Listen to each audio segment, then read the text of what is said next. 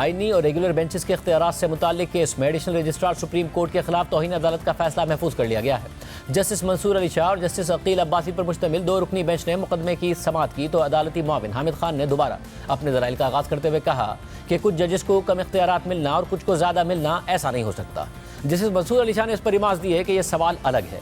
अगर जजेस committee judicial order को नज़रअंदाज करे तो क्या मामला फुल कोर्ट में जा सकता है? क्या किसी मुल्क में बेंचेस अदलिया के बजाय एग्जेक्टिव बनाती है? कोई एक मिसाल तो हो। इस पर हामिद खान ने कहा बेंचेस अदलिया के बजाय एग्जेक्टिव बनाए, ऐसा कहीं नहीं होता।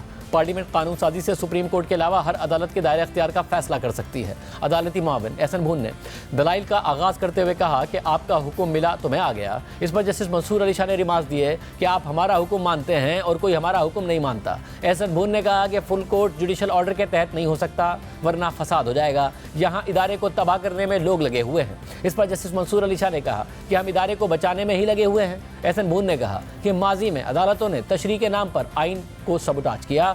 जस्टिस मंसूर अली शाह ने इस पर सवाल किया कि आजकल तो आप ये नहीं कह रहे, क्या हाल ठीक है?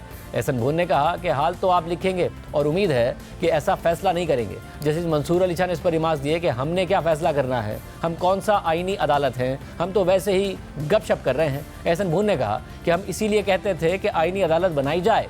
जस्टिस मंसूर अली शाह ने इस पर रिमार्क दिए कि थोड़ा धक्का और लगाकर आईनी अदालत बना लेते। एहसन भून ने कहा कि धक्का तो हमने लगाया था। जस्टिस मंसूर अली शाह ने रिमार्क दिए कि हम 26वीं आईनी तरमीम का जायज़ा नहीं ले रहे, हमारे दिमाग क्लियर है, हम किसी को दलाइल देने से तो नहीं रोक सकते।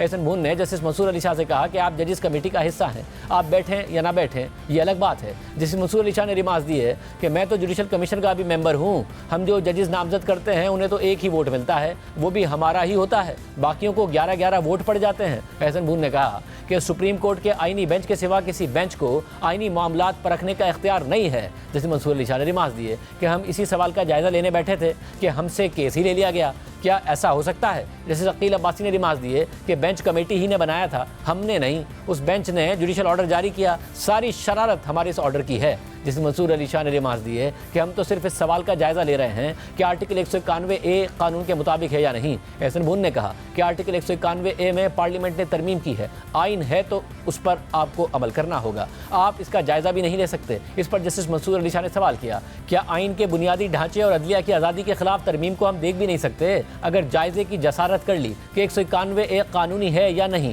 तो क्या केस वापस लिया जा सकता है? आप ये दलील दे रहे हैं कि अगर बेंच गलती से सुन भी रहा हो तो बेंच से केस छीन लें। एहसन भून ने जवाब दिया कि ऐसी सूरत में आप ये मामला प्रैक्टिस एंड प्रोसीजर कमेटी को भिजवाएंगे।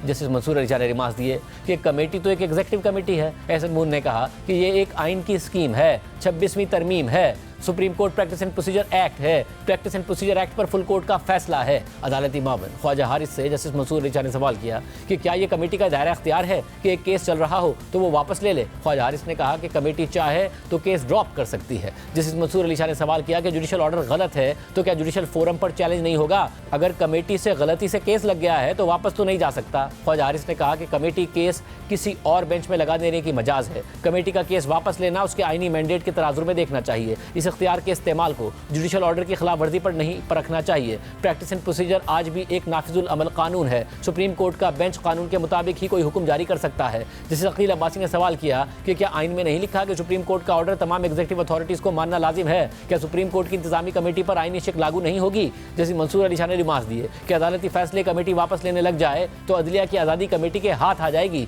ख्वाजा हारिस ने कहा कि आर्टिकल 191A आइन का हिस्सा है, रेगुलर बेंच में कोई आईनी नुक्ता आया था तो इसे प्रैक्टिस एंड प्रोसीजर कमेटी को भेजना चाहिए था। अगर आपका गुज़िश्ता बेंच आईनी सवालात पर फैसला देता तो फैसला ही खिलाफ कानून होता, बेंच को यह मामला जदीद इंतजामी कमेटी को भेजना चाहिए था। जैसे मंसूर अली शाह ने सवाल उठाते हुए कहा कि क्या तौहीन अदालत का मामला फुल कोर्ट के सामने भिजवाया जा सकता है? ख्वाजा हारिस ने जवाब दिया कि तौहीन अदालत का मामला फुल कोर्ट में मुकर्रर करने के लिए कमेटी को भेजा जा सकता है। इसके बाद सुप्रीम कोर्ट ने तौहीन अदालत केस का फैसला महफूज कर लिया, जो बाद में सुनाया जाएगा।